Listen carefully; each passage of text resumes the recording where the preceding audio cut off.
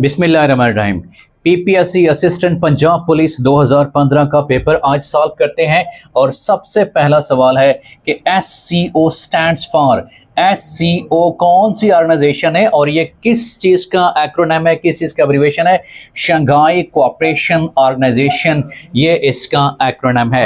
एक और सवाल भी पूछा जा सकता है कि शंघाई कोऑपरेशन जो ऑर्गेनाइजेशन है ये कब एस्टेब्लिश की जाती है? तो याद रखिएगा ये 15 जून 2001 को एस्टैब्लिश की जाती है। 15 जून 2001 में ये एस्टैब्लिश की जाती है। और फिर एक और सवाल बन सकता है कि पाकिस्तान ने इस ऑर्गेनाइजेशन को कब ज्वाइन किया था? तो याद रखिएगा 2017 में पाकिस्तान ने इसको ज्वाइन किया था। और ईरान ने इसको कब ज्वाइन किया था, ये भी सवाल पूछा जा सकता है।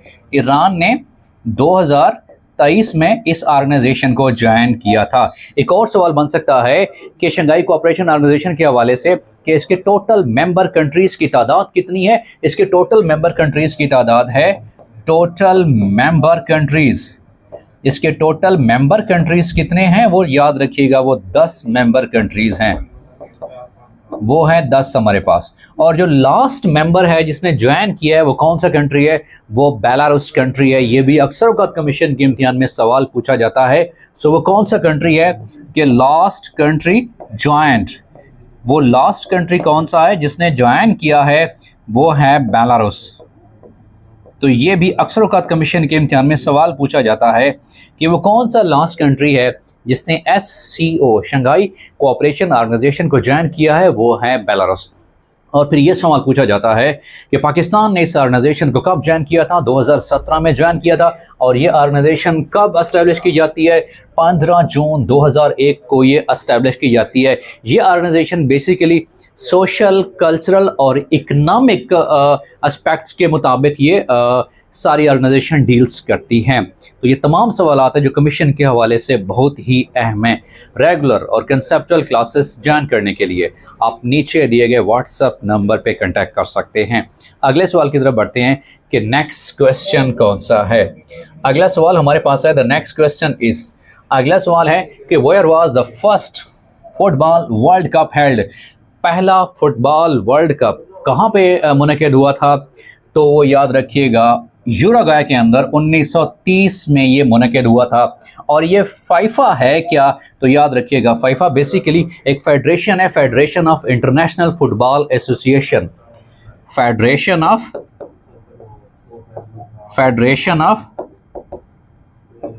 International football association, international football association, football association. तो ये फाइफा का एब्रीविएशन है कि ये किस चीज़ का एब्रीविएशन है? FIFA। तो it stands for federation of international football association. तो ये उसका एक्रोनिम है। और फिर ये भी सवाल पूछा जा सकता है कि फाइफा कब ये एस्टेब्लिश की जाती है? याद रखिएगा 21 मई 1904, याद रखिएगा। तो फाइफा जो है 21 मई 1904, 1904 को ये एस्टेब्लिश होती है। तो ये भी कमीशन के हवाले से बहुत ही अहम सवालात हैं कि फाइफा कहाँ पे एस्टेब्लिश होती है, ये भी सवाल पूछा जा सकता है। तो याद रखिएगा फ्रांस के शहर पेरिस में ये एस्टेब्लिश होती है। फ्रांस, और उसका शहर कौन सा है, सिटी कौन सा है बेटा? पेरिस है, जहाँ पे ये एस्टेब्लिश होती है। और कब भी इसका क्या अमल में लाया जाता है? 21 मई 1904 को इसका क़याम अमल में लाया जाता है। नेक्स्ट क्वेश्चन की तरफ बढ़ते हैं कि अगला सवाल हमारे पास कौन सा है। नेक्स्ट क्वेश्चन इस, अगला सवाल हमारे पास है, the next question is, pentagon is the military headquarter. Pentagon किसका मिलिट्री हेडक्वार्टर है, डिफेंस हेडक्वार्टर है? तो याद रखिएगा वो यूएसए का हेडक्वार्टर है। और इसमें जितनी भी जो यूएसए की आर्म्ड फोर्सेस हैं उन तीनों का ही हेडक्वार्टर है, जिसमें आर्मी, एयरफोर्स और नेवी भी शामिल है। याद रखिएगा जी, army, air force and then navy. Actually इसका पेंटागन का लफ्जी मतलब क्या है? तो पेंटा का मानी है बेटा, याद रखिएगा 5, तो ये भी अक्सर वक्त कमीशन के इम्तिहान में सवाल पूछा जाता है कि पेंटा का मानी क्या होता है, इसका मतलब होता है 5। तो अगर ओवरऑल आपको पता होना चाहिए साइंस के हवाले से, याद रखिएगा बेटा, जो मानो होता है बेटा, mono mean 1, di mean 2, and tri means 3, and tetra means the 4, tetra mean 4, and then penta means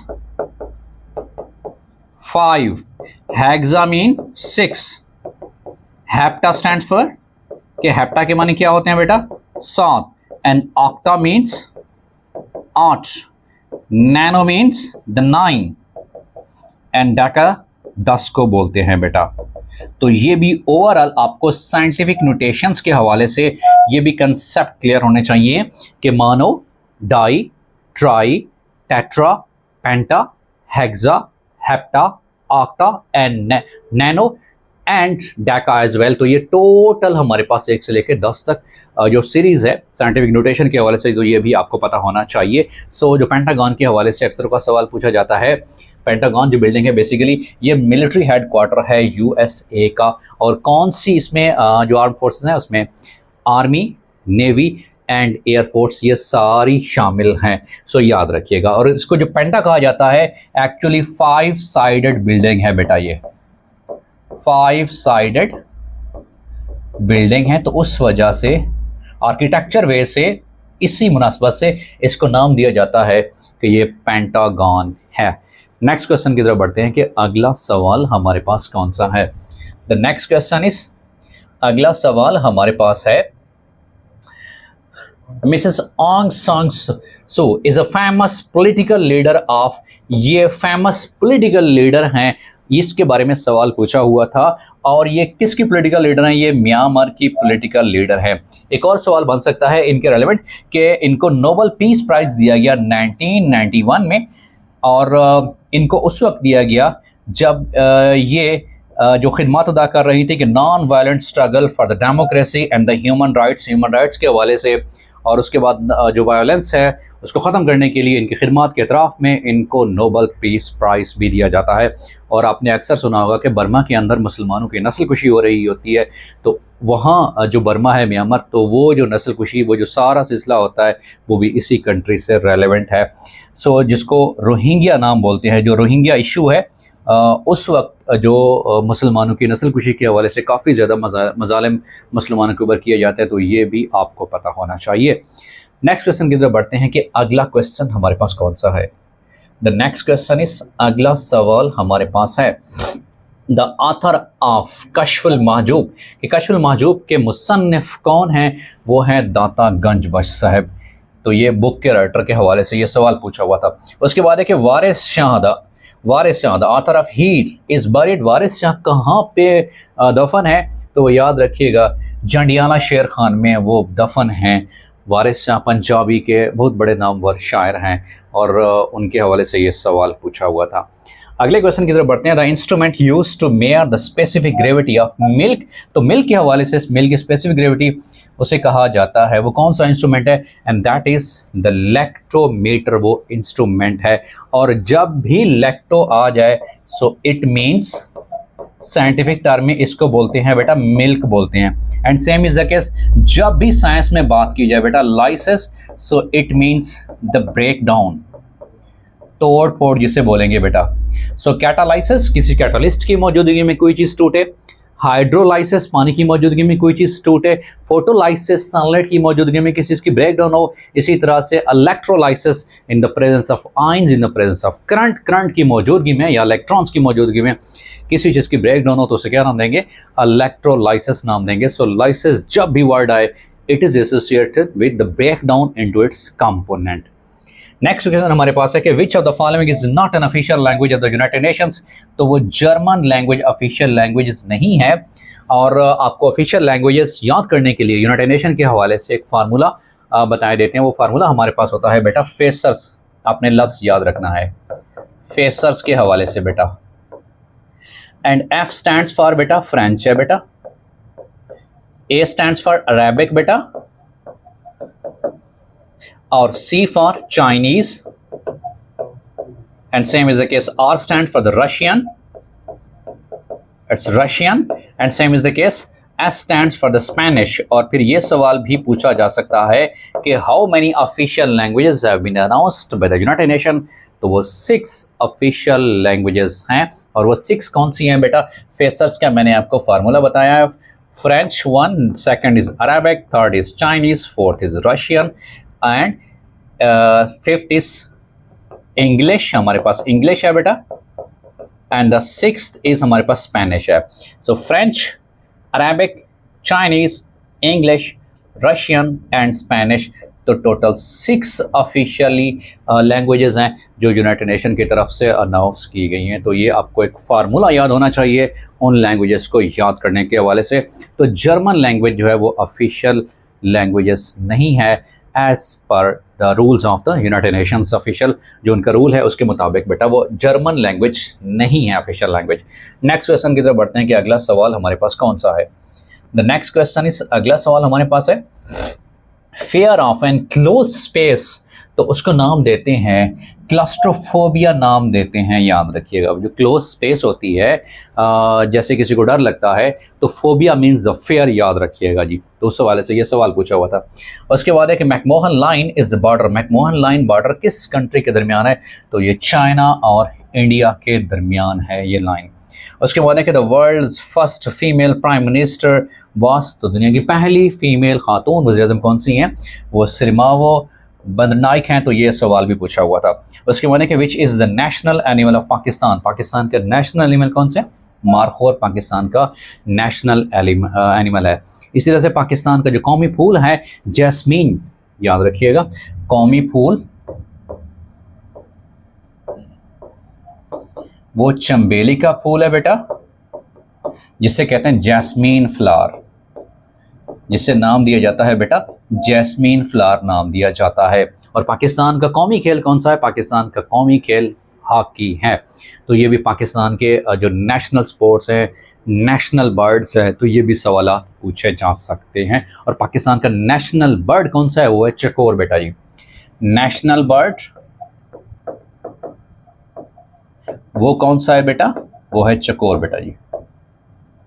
Pakistan का नेशनल बर्ड, पाकिस्तान का कौमी परिंदा। उसके बाद है कि विच component of diet helps in prevention constipation. कब से बचाने के लिए, कॉन्स्टिपेशन से बचाने के लिए फाइबर्स इस्तेमाल किए जाते हैं, जिसे कहते हैं कि रेशादार ग़िज़ाएँ। और फाइबर्स में बेटा 2 किस्में होते हैं, एक को नाम देते हैं डाइजेस्टिबल और एक को नाम देते हैं अनडाइजेस्टिबल। डाइजेस्टिबल फाइबर्स जिनको डाइजेस्ट करना पड़ता है, जैसे फ्रूट्स, वेजिटेबल्स एंड ईटीसी, इसमें जो मौजूद होते हैं बेटा fibres, they are called as the digestible. और जो अनडाइजेस्टिबल फाइबर्स होते हैं बेटा अनडाइजेस्टिबल,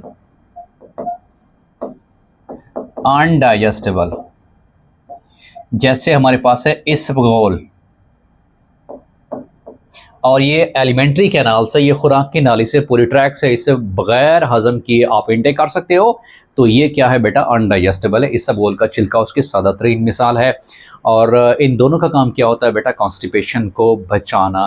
कि जो कॉन्स्टिपेशन होती है जिस्म के अंदर, जिसको उम्मुल अमराज भी कहते हैं, कॉन्स्टिपेशन कब्ज़ को, तो उस सवाल से ये सवाल पूछा हुआ था कि उसको कम करने के लिए बेटा कौन सा फाइबर्स इस्तेमाल किए जाते हैं, या ऐसी खुराक इस्तेमाल की जाती है जिसमें फ़ाइबर्स कंटेंट ज़्यादा हूँ। अगले सवाल की तरफ बढ़ते हैं कि नेक्स्ट क्वेश्चन बेटा कौन सा है। नेक्स्ट क्वेश्चन, इस अगला सवाल हमारे पास है कि एमिकस क्यूरी मीन्स, तो इसका मतलब क्या है कि फ्रेंड ऑफ द कोर्ट। ये एक वन वर्ड सब्स्टिट्यूशन के वाले से सवाल पूछा हुआ था। Pure gold is called as, उसमें कितने कैरात होते हैं? 24 कैरात होते हैं, याद रखिएगा जी 24 कैरात होते हैं। तो ये अक्सर का सवाल किया जाता है कि प्योरिटी ऑफ गोल्ड के हवाले से, ये कितनी हद तक कोई गोल्ड मेटल जो है वो प्योर है। तो कैरात जो है उसका एक यूनिट होता है, उसकी क्वांटिटी के मुताबिक ये डिसाइड किया जाता है कि इसके अंदर कितनी क्वालिटी अच्छी है गोल्ड के हवाले से बेटा। इसके बाद है कि which one of the following is a land locked country, तो मंगोलिया जो है वो लैंड लॉक्ड कंट्री कहलाता है। उसके बाद है which two oceans are connected by the Panama canal, तो वो कौन से दो ओशियन है, वो अटलांटिक एंड पैसिफिक ओशियन हैं जो कि पनामा कैनाल से कनेक्टेड है। उसके बाद है कि Kyoto protocol is an international treaty, वो मुआहदा है डीलिंग विद, ये किस चीज़ से डील करता है, ये एनवायरमेंटल प्रॉब्लम से डील करता है। एक और सवाल पूछा जा सकता है कि इकोलॉजी आखिर क्या है, एनवायरमेंट के रेलेवेंट बेटा। इकोलॉजी ये बेटा होता है कि लिविंग ऑर्गेनिजम्स उनका ताल्लुक एनवायरमेंट के साथ बेटा, इनका रिलेशनशिप किसके साथ बेटा, एनवायरमेंट के साथ, इनका ताल्लुक रिलेशनशिप वो एनवायरमेंट के साथ होता है बेटा। So the branch of biology that deals with the relationship of living organism with environment, उसके एनवायरमेंट से उसको क्या नाम देते हैं बेटा, इकोलॉजी नाम देते हैं। और ये जो सिस्टम बनता है उस सिस्टम को नाम दिया जाता है इकोसिस्टम कहा जाता है। सो नेक्स्ट क्वेश्चन की तरफ बढ़ते हैं कि अगला सवाल हमारे पास कौन सा है। द नेक्स्ट क्वेश्चन इज, अगला सवाल हमारे पास है द एपिक पोइम, जो एक पोइम है शाहनामा वाज रिटन बाय, तो ये फिरदौसी ने लिखी हुई ये एपिक पोइम है जो उन्होंने लिखी हुई थी। उसके बाद the court language of the Mughals in India, India के अंदर जो कोर्ट की ज़बान थी, अदालत के अंदर जो लैंग्वेज इस्तेमाल की जाती थी वो कौन सी थी, वो पर्शियन, वो फारसी ज़बान बेटा इस्तेमाल होती थी, याद रखिएगा पर्शियन। और ईरान का पुराना नाम भी बेटा फारस है, ये भी अक्सर औक़ात उर्दू के हवाले से सवाल पूछा जा सकता है कि ईरान का पुराना नाम क्या है बेटा, वो फारसी है। उसके बाद अगला सवाल हमारे पास है कि Babar came to India originally from, Babar कहाँ से आया था, तो ये फरगाना से आया था, ये सवाल भी पूछा जा सकता है। Bengal was divided into 2 provinces in 1905, 1905 में बंगाल को 2 सूबों में तकसीम किया गया था। और किसने तकसीम किया था, एक वायसराय आए थे, वायसराय कुर्जन साहब ने एक जो है डिस्ट्रीब्यूशन जो है की थी। उसके बाद हमारे पास है कि Babur led the foundation of Mughal empire, मुगलिया सल्तनत की बुनियाद किसने रखी थी, वो बाबर साहब ने रखी थी जो मुगलिया हुक्मरान थे। और उन्हें 1526 में ये बुनियाद रखी थी। किसको ये डिफीट किया था, शिकस्त किसको दी थी, इब्राहिम लोधी को शिकस्त दी थी। जब पानीपत की जो लड़ाइयाँ होती हैं, बेसिकली 3 लड़ाइयाँ होती हैं, तो उस हवाले से जो मुगलिया सल्तनत की बुनियाद रखने वाले मुगलिया हुक्मरान कौन से हैं बेटा, वो उस हवाले से सवाल पूछा हुआ था, वो मुगल एम्पायर बाबर साहब ने इसकी फाउंडेशन रखी थी। और इन्होंने किसको शिकस्त दी थी, इनके जो मद्दे मुकाबिल थे वो थे इब्राहिम लोधी साहब, तो उन्होंने इनको इब्राहिम लोधी साहब को शिकस्त हुई और यूं मुगलिया सल्तनत का आगाज़ होता है। नेक्स्ट क्वेश्चन की तरफ बढ़ते हैं कि अगला सवाल कौन सा है।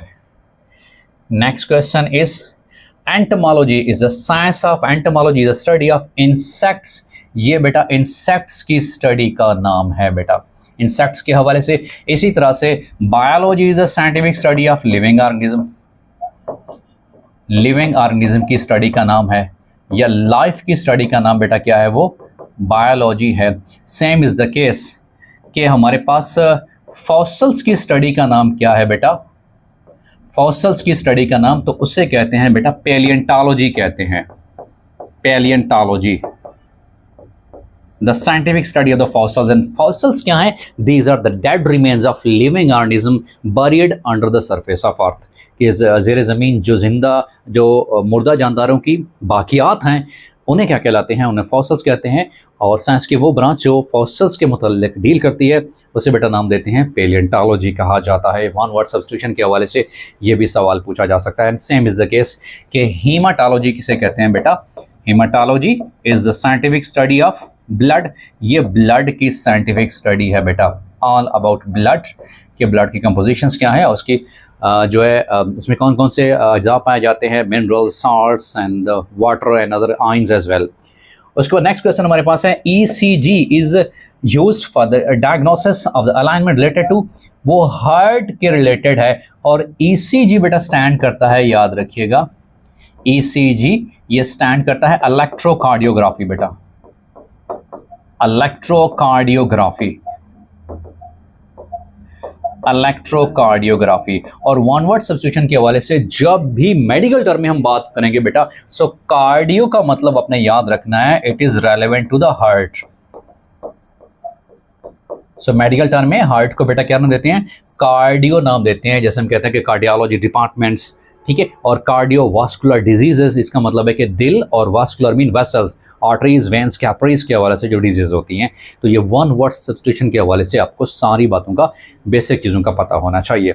नेक्स्ट क्वेश्चन की तरफ बढ़ते हैं कि कैमरा यूजेस, कैमरा के अंदर कौन से लेंस इस्तेमाल किए जाते हैं? वो कन्वेक्स लेंस इस्तेमाल किए जाते हैं बेटा। उसके बाद है कि which is the cheapest and the environmental friendly, जिसको नाम अक्सर कहा जाता है कि ये इको फ्रेंडली हैं। So eco friendly source of electricity कौन सी है बेटा? वो हाइड्रो इलेक्ट्रिसिटी है, कि पानी के ज़रिए और पानी के प्रेशर के ज़रिए जब बिजली पैदा की जाती है तो उसको क्या नाम देंगे बेटा? हाइड्रो इलेक्ट्रिसिटी नाम देंगे, और हाइड्रो इलेक्ट्रिक सोर्स नाम देंगे। ये चीपेस्ट भी है और इन्वायरमेंट फ्रेंडली भी है, यानी कि इन्वायरमेंट में पोल्यूशन वगैरह, नॉइस पोल्यूशन या ओवरऑल एयर पोल्यूशन या लैंड पोल्यूशन बहुत ही कम होती है।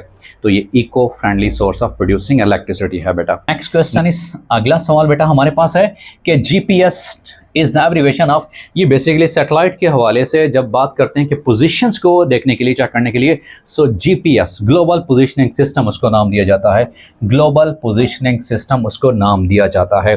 उसके बाद हमारे पास है कि द नेम द कलमा which is recited at the funeral, जब किसी का कोई जनाजा जा रहा होता है या किसी की मर्ग के ऊपर, वफ़ात के ऊपर, तो कौन सा कलमा पढ़ा जाता है? कलमा शहादत बेटा पढ़ा जाता है। उसके बाद है कि Pakistan tested is first nuclear device on, तो 28 मई 1998 को पाकिस्तान ने न्यूक्लियर एक्सपेरिमेंट किए थे, और फिर उसी से अनाउंस हुआ था कि पाकिस्तान एक न्यूक्लियर सुपर पावर भी है। और फिर इस दिन को किस दिन के नाम से याद किया जाता है, ये भी सवाल पूछा जा सकता है। तो इस दिन को याद रखिएगा, यौम तकबीर के नाम से बेटा जाना जाता है। यौम तकबीर 28 मई के नाम से बेटा इस यौम का नाम रखा जाता है। और इसी तरह से अगर जनरल नॉलेज के हवाले से सवाल पूछा जाए कि पाकिस्तान डे या यौम पाकिस्तान कब बेटा सेलिब्रेट किया जाता है, तो याद रखिएगा पाकिस्तान डे या यौम पाकिस्तान। तो इसमें अक्सर स्टूडेंट्स गलती कर बैठते हैं बेटा, Pakistan day is not the 14th of August, it's 23rd of March। So keep in mind कि ये याद रखिएगा बेटा 23rd of March को है। हाँ, अगर वो यौम आज़ादी के बारे में बात पूछे, अगर वो इंडिपेंडेंस डे के हवाले से बात पूछे, तो फिर वो बिल्कुल 14 अगस्त ही है।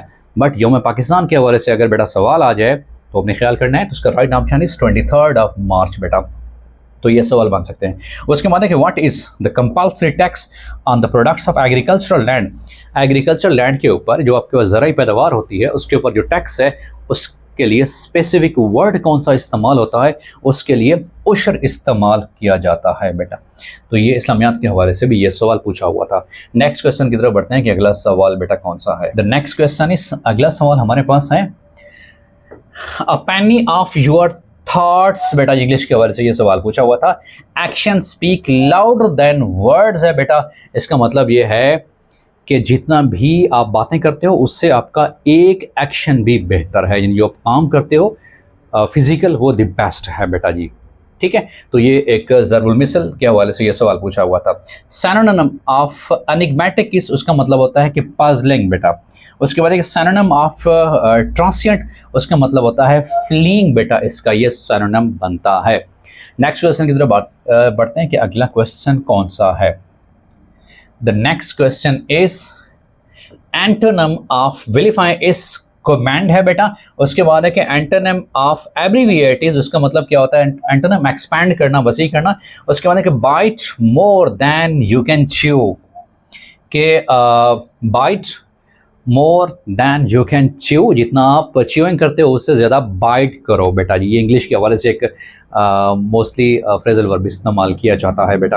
उसके बाद है कि इफ़ आई खालिजी का work hard I would have succeeded, तो याद रखिएगा यहाँ पे हम हैड इस्तेमाल करेंगे। बेसिकली ये थर्ड कंडीशनल सेंटेंस है बेटा, it's basically the third conditional sentence बेटा।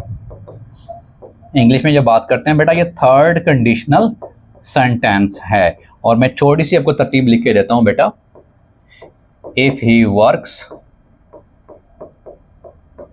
ही विल पास, और इफ इट रेन्स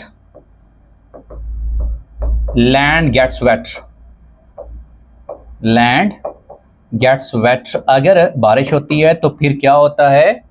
ज़मीन गीली हो जाती है, तार हो जाती है। और दूसरा क्या बेटा फिक्रा, if he works he will pass. तीसरा बेटा if he worked he would pass, he would pass बेटा। तो कंडीशनल सेंटेंसेस के हवाले से इसे कहते हैं बेटा जीरो कंडीशनल सेंटेंस। तो जीरो कंडीशन की खास क्या निशानी होगी बेटा, दोनों पार्ट ऑफ सेंटेंस में प्रेजेंट टेंस होगा, और जो फर्स्ट कंडीशनल सेंटेंस है एक में बेटा प्रेजेंट इंडेफिनिट, दूसरे में फ्यूचर इंडेफिनिट, ये बेटा फर्स्ट कंडीशनल सेंटेंस कहलाता है। और सेकंड कंडीशन में क्या होगा बेटा, past indefinite, it is called as the second conditional sentence, जिसमें सेकंड पास्ट इंडेफिनिट का इस्तेमाल होगा, और उधर क्या करेंगे बेटा, विल और शैल के साथ वुड इस्तेमाल करेंगे, और विल और शैल इसकी इन दोनों की बेटा पास्ट फॉर्म वुड बनती है। तो ये क्या कहलाता है बेटा हमारे पास सेकंड कंडीशन। और जो थर्ड कंडीशन क्या है बेटा, कि अगर एक हिस्से में पास्ट परफेक्ट आ जाएगा तो दूसरे हिस्से में वुड हैव के साथ थर्ड फॉर्म ऑफ वर्ब लगाएंगे। और एक सम ट्रिकी रूल के इफ वाले हिस्से में बेटा आप फ्यूचर टेंस इस्तेमाल नहीं करोगे। तो ये इंग्लिश के हवाले से सब्जेक्ट वर्ब एग्रीमेंट और सेंटेंस स्ट्रक्चर के हवाले से ये बड़ा डिफरेंट रूल्स हैं जो मैंने आपके सामने क्लियर कर दिए हैं। इंग्लिश के हवाले से ये सवाल भी पूछा हुआ था। उसके बाद इट बिकेम खालिद का that he was going to die and became apparent. तो ये वाज़ेह हो चला था कि वो मरने वाला है। तो सेंटेंस स्ट्रक्चर के हवाले से या करेक्शन ऑफ सेंटेंसेस के हवाले से अगर ये सेंटेंस आ जाए बेटा, I hope he will die, ये गलत है, I hope he will die, तो ये गलत है बेटा। होप होता है बेटा कि पॉजिटिवनेस के लिए बेटा जी, उम्मीद आज के लिए, ठीक है, अच्छी उम्मीद के लिए। तो आई फेयर करूंगा बेटा, आई फेयर ही विल डाई, मुझे खतरा है कि वो मरना चाहे, कि वो मर जाएगा। सो होप बेटा इस्तेमाल नहीं करना, जैसे सपोज और इफ इस्तेमाल नहीं हो सकता, इसी तरह से बेटा रिटर्न और बैक इस्तेमाल नहीं हो सकते। So these are different English rules बेटा। नेक्स्ट क्वेश्चन की तरफ बढ़ते हैं कि अगला सवाल हमारे पास कौन सा है। द नेक्स्ट क्वेश्चन इज, अगला सवाल हमारे पास है बेटा, a number whose 7% is 42 is the number। तो वो कौन सा नंबर है बेटा, वो हमारे पास 600 है। उसके बाद है कि if 3x plus 8 is equal to 20, तो फिर x की वैल्यू क्या होगी। ये सीधा सा बेटा आपने रूल याद करना है कि 3x plus 8 is equal to 3x plus 8, वो 20 के बराबर है। तो आपने किसकी वैल्यू फाइंड आउट करनी है बेटा, यहाँ पर x की वैल्यू फाइंड आउट करनी है। तो सबसे पहले आप 8 को उधर ले जाओगे, 3x is equal to 20 minus 8, so 3x is equal to 12, और 3x is equal to 12 है, so over 3 and over 3, 3 1s are 1 और 3 4s are 12, so x is equal to हमारे पास कितना आ जाएगा, वो 4 इसका राइट ऑप्शन आ जाएगा। नेक्स्ट क्वेश्चन बेटा मैं हमारे पास है कि pizza is divided into 12 slices, I 4 slices are eaten. अगर उसमें से 4 स्लाइसेस ईट खा लिए जाते हैं, what fraction pizza is left, कितना फ्रैक्शन, तो 12 है, उसमें से बेटा 4 स्लाइस खा लिए जाते हैं, बकाया बच जाते हैं हमारे पास 8। अब हम ये देखते हैं कि 12 और 8 की रेशो अगर हम देख लें बेटा जी, ठीक है, और 4 पे डिवाइड कर ले, ये 4 3s 4 2s are 8, तो मेरे पास 2/3 जो है उसका राइट ऑप्शन बनता है कि जो पिज़्ज़ा है उसकी फ्रैक्शन यानी 2/3 हिस्सा उसका क्या हो जाएगा, बच जाएगा, क्योंकि जो उसके 8 हिस्से थे वो तो खा लिए गए थे। तो ये मैथ के हवाले से सिंपलेस्ट रूल्स के ज़रिए आप इन मैथ के क्वेश्चंस को हल कर सकते हो। अगले सवाल की तरफ बढ़ते हैं कि अगला सवाल कौन सा है।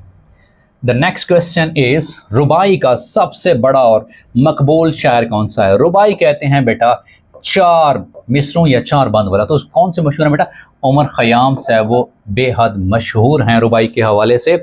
रुबाई का मतलब है कि जिसमें 4 बंद या जिसमें 2 जो हैं शेर हूँ और एक शेर के बेटा 2-2 मिसरे होते हैं। जैसे हम ओवरऑल एक एग्जांपल भी दे देते हैं कि हमारे पास वसी शाह साहब की है कि समंदर में उतरता हूँ तो आंखें भीग जाती हैं, तेरी आंखों को पढ़ता हूँ तो आंखें भीग जाती हैं, तेरा नाम लिखने की इजाज़त छिन गई जब से कोई भी लफ्ज़ लिखता हूँ तो आंखें भीग जाती हैं। तो हमारे पास एक तरह का एक रुबाई आ जाता है। किस पंजाबी शायर का कलाम सिखों की मजहबी किताब का हिस्सा है, तो वो बाबा फरीद रहमतुल्लाह अलैह साहब है। उसके बाद नसीम हिजाजी की वजह शोहरत, वो क्या है, तारीख़ी नावल है, और ये अक्सर औक़ात पूछा जाता है कि खाक और खून किसका ये नावल है। ये नसीम हिजाजी साहब का लिखा हुआ बहुत ही बेहतरीन नावल है, तारीख़ी हवाले से भी और इनकलाबी हवाले से भी। तो खाक और खून किसका लिखा हुआ है, ये भी अक्सर औक़ात उर्दू के हवाले से कमीशन के इम्तिहान में ये पूछा जाता है, तो ये तारीख़ी नावल खाक और खून नसीम इजाज़ी साहब का लिखा हुआ है। उसके बाद है कि खिसियानी बिल्ली खंबा नोचे ज़रब मिसल से क्या मुराद है कि शर्मिंदा आदमी दूसरों पर अपना गुस्सा निकालता है, जैसे उल्टा चोर कोतवाल को डांटे, अपनी गलती हो तो दूसरों के ऊपर थोप दो, उधर ही उसको मारना शुरू कर दो। तो शर्मिंदा आदमी जो है क्या करता है, दूसरों पे गुस्सा निकालता है। तो उस हवाले से ज़रब मिसल क्या कहलाती है कि खिसियानी बिल्ली खंबा नोचे। तो ये भी सवाल उर्दू के हवाले से पूछा हुआ था। नेक्स्ट क्वेश्चन की तरफ बढ़ते हैं कि अगला सवाल कौन सा है। द नेक्स्ट क्वेश्चन इज रोज़नामा जंग के बानी का नाम क्या है। रोज़नामा जंग जो कि उर्दू का मशहूर तरीन अखबार है पाकिस्तान में, तो उनके बानी कौन है, वो हैं मीर शकीलुर रहमान साहब, ये उनके बानी में से हैं।